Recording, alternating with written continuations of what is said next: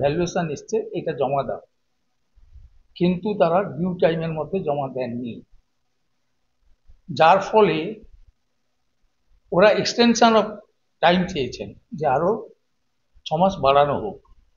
আজকের মিটিংয়ে আমরা 3 মাস বাড়ালাম এবং আমরা ওদের বলেছি আপনারা 3 মাসের মধ্যে টাকাটা জমা দিন।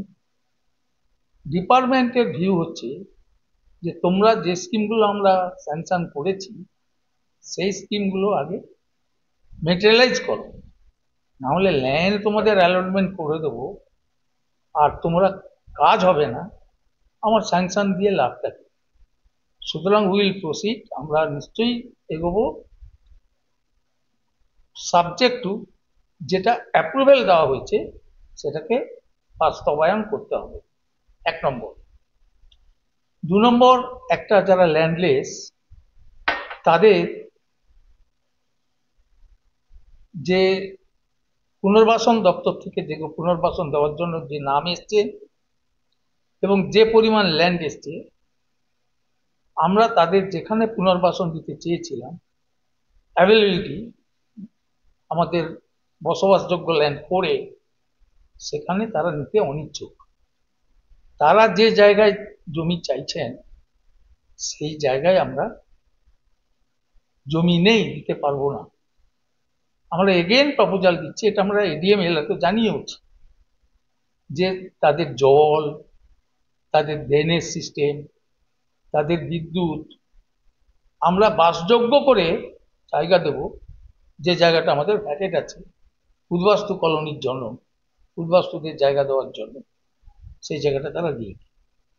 আমরা এগেন রিকোয়েস্ট করছি যে আমাদের যা বসবাসের জন্য যেটুকুন সুযোগ সুবিধা দরকার আমরা সেটা করে দেব। এটা গেল উদ্বাস্তু পুনর্বাসন নিয়ে সমস্যা আমাদের সমাধান। 3 নম্বর হচ্ছে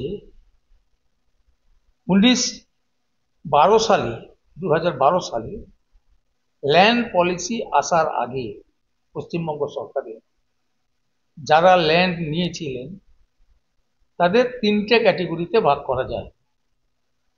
একটি ক্যাটেগরি তারা ল্যান্ড নিয়েছেন, পজিশনও নিয়েছেন, কিন্তু লিজ ডিড এক্সিকিউটেড হয়নি। আমরা সেই সব ক্ষেত্রে সাবেক দপ্তরের নির্দেশ সাকুল্যে মোতাবেক আমরা তাদের লিজ ডিড এগ্রিমেন্ট করে দেব। যারা কিছু টাকা নিয়েছেন কিন্তু লিজ ডিড এগ্রিমেন্ট করেননি, পজিশন নিয়েছেন, তাদের বর্তমান আইন সাপেক্ষে লিজ ডিড এগ্রিমেন্ট করতে হবে। আর যারা টাকা দিয়েছেন কিন্তু পজিশন নেননি, লিজ ডিড এগ্রিমেন্টও করেননি, সেক্ষেত্রে আমরা ডিপার্টমেন্ট লিখব যে টাকা তাদের ফেরত দেওয়া হোক অ্যাকর্ডিং টু দেয়ার দরখাস্ত। এই হচ্ছে ল্যান্ড পলিসি। তথ্য কত সংখ্যায় বলা যেতে পারে?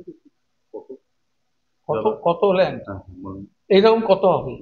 4-5টা কেস আছে, বড় কেস আছে। যেমন আপনার রিলায়েন্স ইন্ডাস্ট্রি আছে, ট্রাইটন কর্পোরেশন আছে, দুটো বড় কোম্পানি আছে, বেশি টাকা। আমরা তা সত্ত্বেও বলছি আমরা, উনি যখন পজিশন নেননি, টাকা দিয়েছেন, আমরা তাকে সেই আসল টাকাটা আমরা দিয়ে দিব, কিন্তু আমাদের দপ্তরের অনুমতি চাই, সেই জন্য আমরা ফাইল করি। 5 নম্বর ইন্ডাস্ট্রিয়াল পলিসি হচ্ছে আমাদের, আমরা হলদিয়া পৌরসভাকে, এলাকাকে বা হলদিয়া এলাকাকে আমরা ইমফেসিস দেব, যেমন আমাদের আলো, জল, রাস্তা এবং জলের ব্যাপারে আমাদের সাপ্লাই অফ ওয়াটার নিয়ে কোনো কমপ্লেন আপাতত নেই,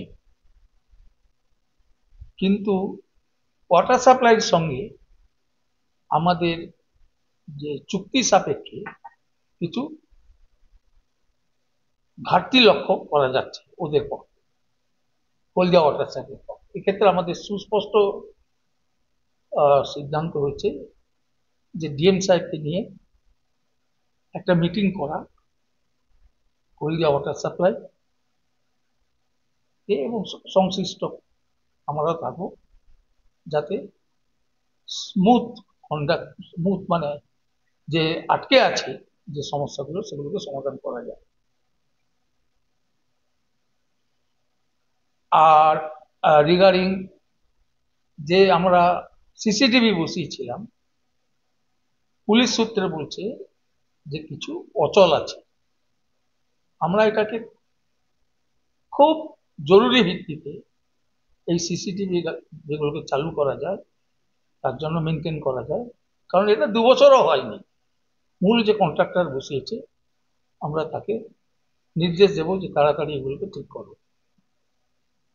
আর যেটা দাঁড়াচ্ছে যে আমাদের যে হলদিয়া ভবনের কাছে যে জায়গাটা আমরা লাইভলিহুড, জীবন এবং জীবিকার জন্য, রাদার কর্মশ্রী প্রকল্পের জন্য লক্ষ্যে আমরা করেছি, IOCL আমাদের ডেভেলপ করেছে, আমরা CADC তমলুককে অনুরোধ করব যাতে তারা এই প্রকল্পটাকে মনিটর করেন। এবারে তারা আসবেন, দেখবেন তারা কি করতে পারবেন, তারা কি আমাদের সাহায্য চান।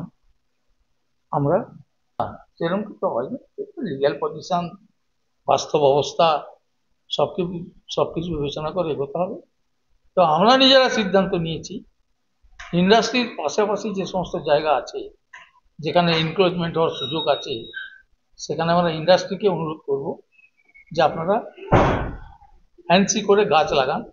তবে গাছ মানে ফুল গাছ, যেগুলো সহজেই রিমুভ করা যাবে। আমাদের যদি হলদিয়ার প্রয়োজনে লাগে সেগুলোকে আমরা কাজে লাগাতে পারবো, তখন আর ফরেস্ট্রিতে যেতে হবে না গাছ কাটার জন্য। বড় গাছ লাগাবেন না, ছোট গাছ লাগান। আমরা সেই smart news Bangla. Smart news Bangla.